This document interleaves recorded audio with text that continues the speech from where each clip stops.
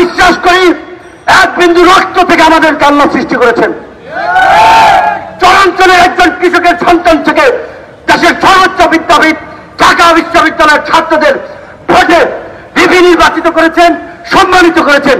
আজকে আপনাদের নেতা বানিয়েছেন, এই প্রেসক্লাবে দাঁড়িয়ে এখানে কথা বলার সুযোগ করে দিয়েছেন। আমি ভয় করি একমাত্র ওই আল্লাহকে। ওই শেখ হাসিনা অমুক চমক কাউকে কোনো ভয় করি না এবং ভয় করবো না। কিন্তু তারপর আমরা বলছি যে আমরা তাদের মতো অসহিষ্ণু, বর্বর, হিংস্র তার পরিচয় দিতে চাই না। আমরা রুচিশীল ভাবে মার্জিত ভাষায় রাজনৈতিক প্রতিপক্ষের সমালোচনা করতে চাই। আমরা চিনিবাচক রাজনীতি করে তুলতে চাই। সুতরাং আমরা তাদেরকে নদীতেও ফেলতে চাই না, ধাওয়াও দিতে চাই না। ইতিমধ্যে অনেকে বলেছেন, আমরা সেটা বলতে চাই যে আমরা রক্তে মাংস করা মানুষ, আমাদের ধৈর্য আছে।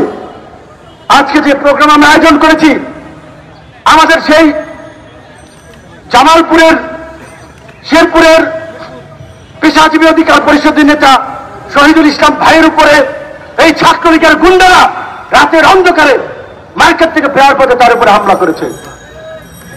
তার আগে বরিশালের গৌর নদীতে আমাদের একজন নেতাকে জোর করে মারধর করে তার মোবাইল কেড়ে নিয়ে তার ফেসবুকে স্ট্যাটাস দিয়েছে যে তিনি ভুলে গণ অধিকার পরিশোধ করেছেন। বরিশালের আরো একটা জায়গায় আমাদের এক নেতাকে মেরেছেন।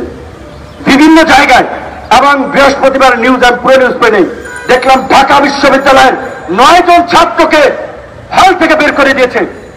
হলটা কি ছাত্রলীগের? হলটা কি আওয়ামী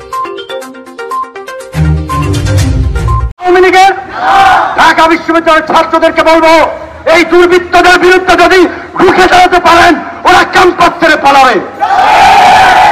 এক সময়ের মাফিয়া সরকার আইয়ুব খানের ছাত্র সংগঠন ছিল গুন্ডাদের নিয়ে গঠিত, সেই সংগঠনের নাম ছিল এনএসএফ।